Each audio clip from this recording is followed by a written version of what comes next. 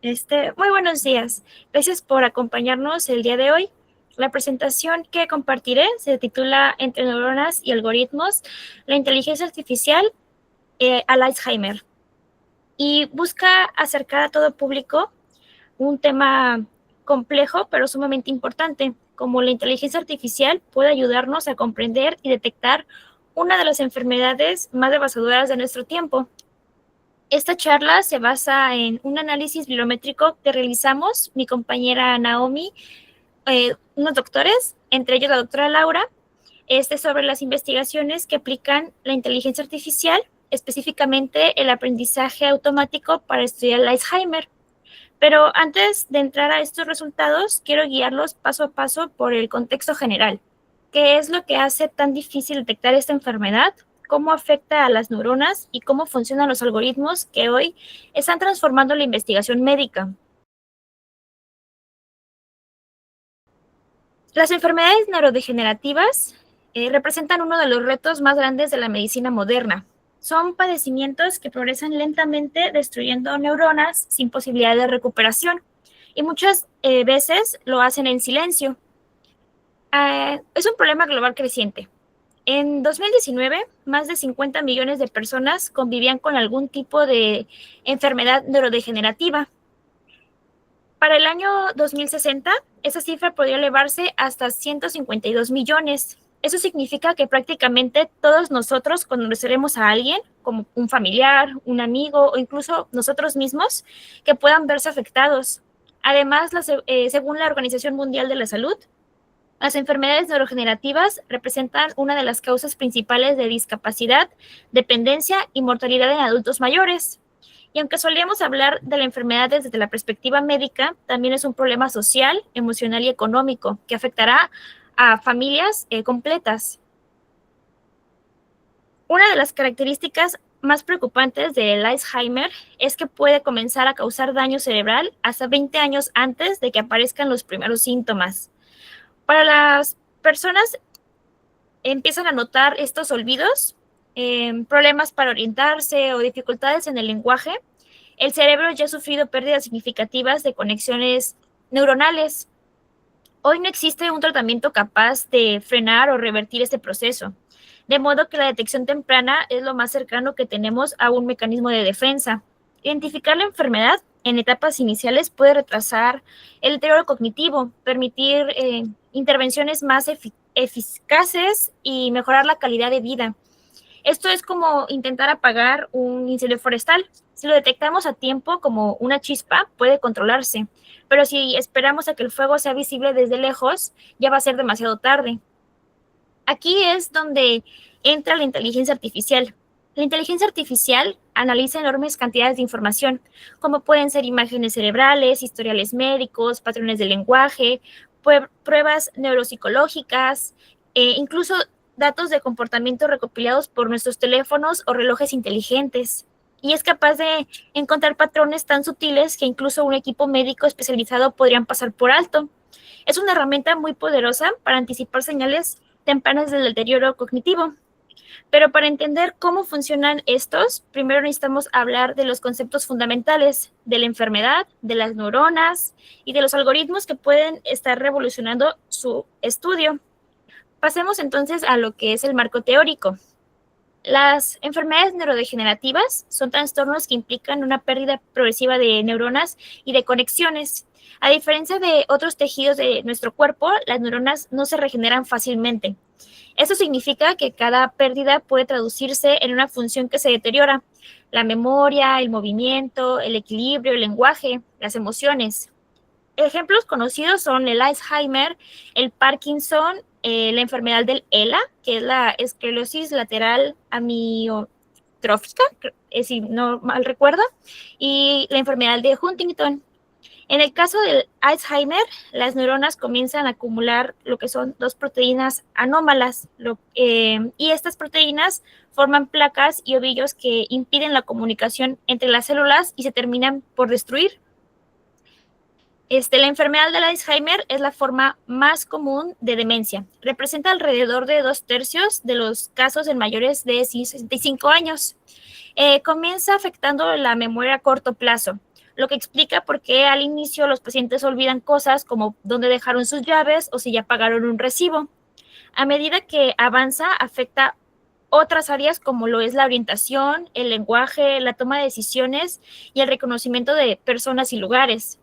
Esta enfermedad fue descrita en el año de 1906 por el psiquiatra alemán Alois Alzheimer, que documentó el caso de una persona que mostró síntomas de pérdida de memoria severa y cambios de personalidad. La historia de Augustin Detter, que fue su paciente, marcó el inicio de más de 100 años de estudio de esta enfermedad y que hoy seguimos buscando respuestas. También necesitamos aprender, conocer qué es el aprendizaje automático.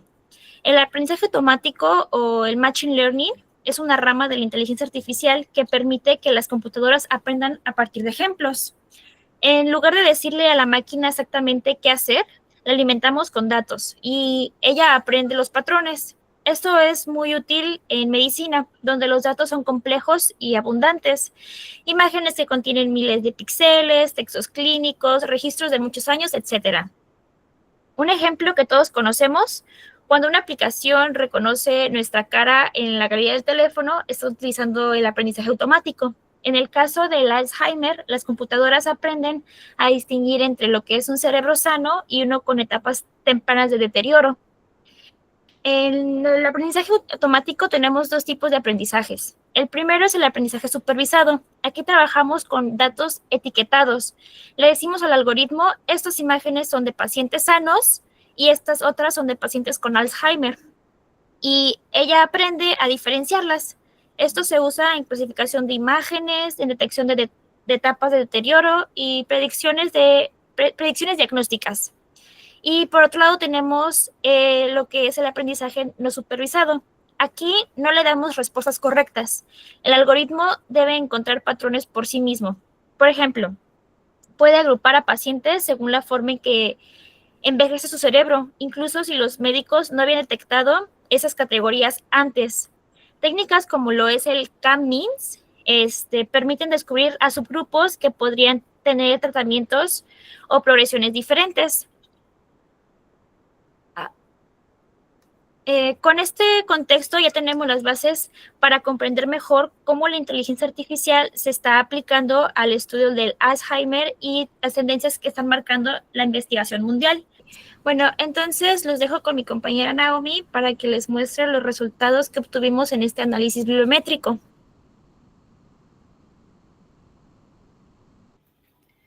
Buenas tardes. Voy a continuar con lo del tema. Como ya mencionó mi compañera, esta presentación forma parte de un análisis que realizamos para entender cómo ha evolucionado los métodos de detección durante los últimos años. Sí, perdón, ¿sí se me escucha? Sí, sí, te escuchas. Ok. Bueno, perdón, continúo.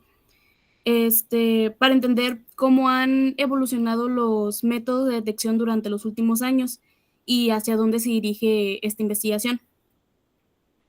Para comenzar, es importante entender qué hace la inteligencia artificial en este campo.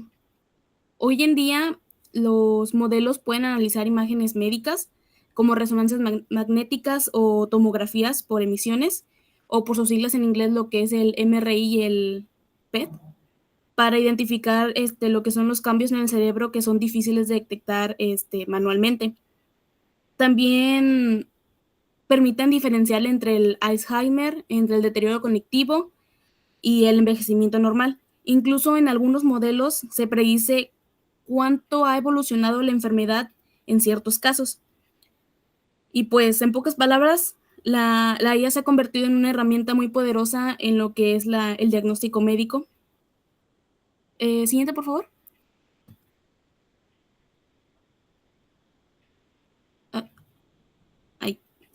Gracias. Bien, ahora hablaremos de lo que aborda este estudio. En nuestro trabajo hicimos lo que es un análisis bibliométrico, es decir, que revisamos lo que son artículos científicos publicados en la base de datos de Scopus, en lo cual queríamos saber tres cosas: lo que es la evolución temporal de las investigaciones a lo largo del tiempo, qué algoritmos de aprendizaje automático se usan más y cuáles son las tendencias para el futuro. Esto nos permitió ver lo que es un panorama completo del avance tecnológico en esta área. Siguiente, por favor. Bien, en lo que respecta en la evolución de técnicas, nosotros al revisar lo que son los artículos de Scopus, nos dimos cuenta que muchos de esos artículos empezaron a publicarse desde el 2010. Por eso tomamos este año como año de partida, dado los datos de esta plataforma, y los dividimos en lo que son como 4 periodos, o seleccionamos lo que son 4 años, que son de 2010, 2015, 2020 y 2025.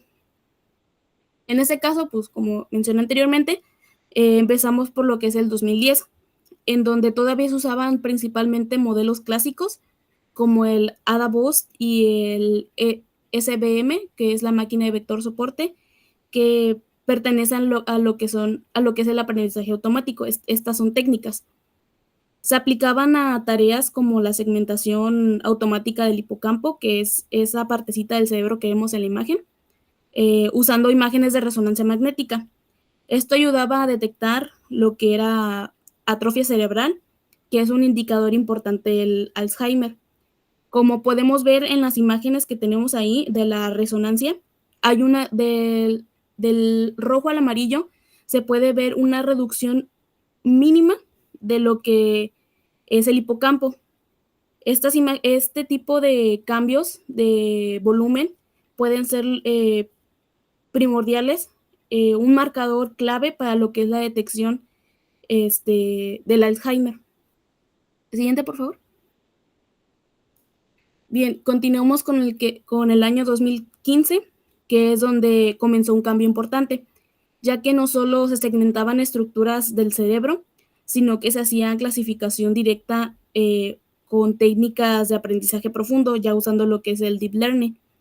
Además, empezó a fusionar información de diferentes tipos de imágenes, como lo son las resonancias magnéticas y el PET, que son como las que vemos en esta imagen, que vemos cómo fusionaron lo que es la resonancia magnética y el PET, y vemos como la fusión de estas dos, y esa se usaba en estos modelos para tener una clasificación más eficaz. Siguiente, por favor.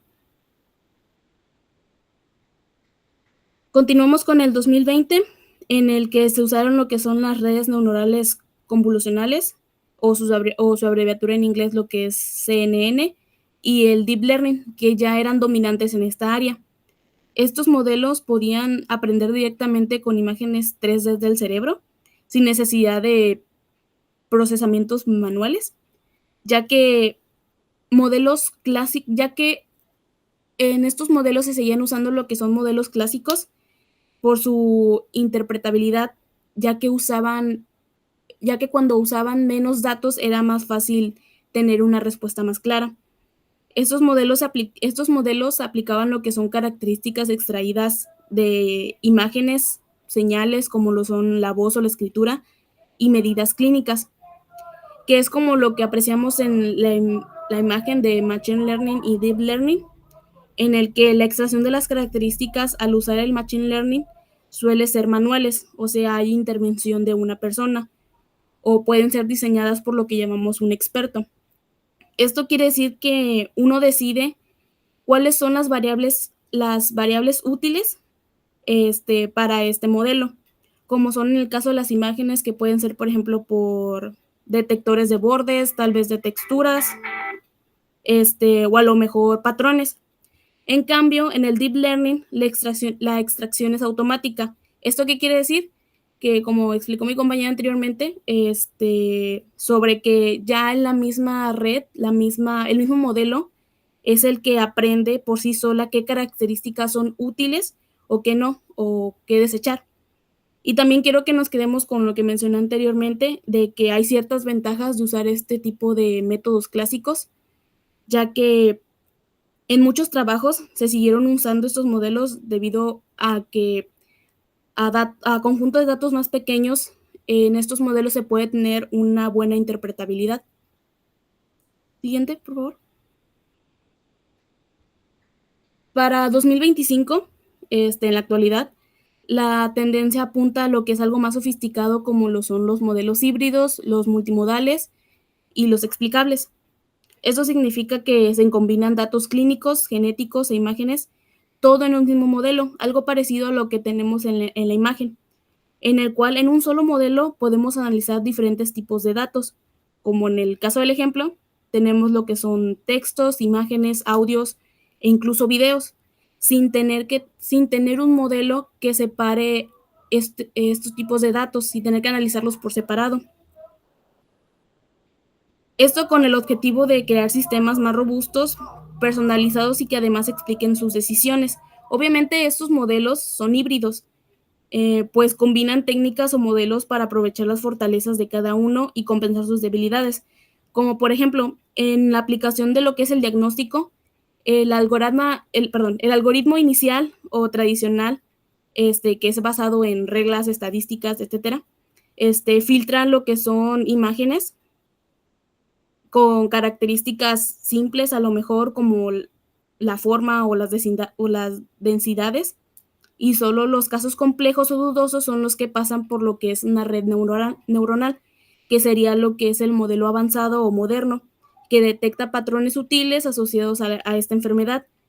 Y obviamente con este enfoque se mejora lo que es la precisión del diagnóstico. Siguiente, por favor.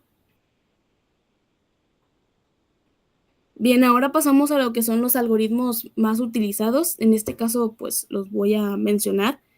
Y pues empezamos con lo que es el Deep Learning o el aprendizaje profundo, que se utiliza para analizar imágenes 3D. Luego tenemos lo que son las redes neuronales artificiales para los biomarcadores y datos clínicos. Después tenemos lo que es la máquina de vector soporte, que son muy útiles para identificar patrones en el hipocampo. Y después tenemos lo que son los KN vecinos o los KNN, que es usado como referencia o punto de comparación para saber qué tan alejado está un resultado de otro. Siguiente. Después tenemos lo que es el Random Forest o el bosque aleatorio, que se usa para encontrar los biomarcadores, o la CNN 3D o red neuronal convolucional tridimensional, que mejora la precisión que mejora la precisión al analizar las resonancias. Y pues obviamente los modelos híbridos con IA explicable, que además de diagnosticar, pues muestran el por qué se tomó ese tipo de decisión. Estos modelos obviamente permiten automatizar tareas que antes pues no se podían y facilitar lo que es la adopción a estos entornos clínicos, como en esta imagen que se muestra el proceso de cómo sigue un sistema de inteligencia artificial para detectar el Alzheimer. Por ejemplo, primero tenemos lo que es la base de datos con imágenes de resonancias magnéticas de diferentes tipos de personas, como son personas sin demencia o personas con demencia leve o muy leve, moderada. Pues es nuestro punto de partida. Luego, estas imágenes pasan por una serie de pasos para limpiarlas y prepararlas. Se ajusta el tamaño o tal vez algunos detalles, se elimina el ruido. Después se utilizan transformaciones como rotarlas, voltearlas. Esto obviamente para crear más ejemplos y ayudar al modelo a aprender mejor de estas imágenes. Una vez las imágenes estén listas, se prepara una parte para entrenar a la inteligencia y otra parte para evaluar si realmente aprendió bien.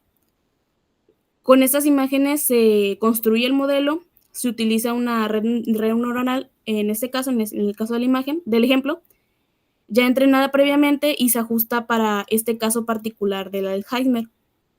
Como el modelo ya aprendió, se prueba con métodos para asegurarse de que funcione bien con distintos grupos de imágenes. Después el modelo clasifica las imágenes según el tipo de demencia o si las personas la tienen o no.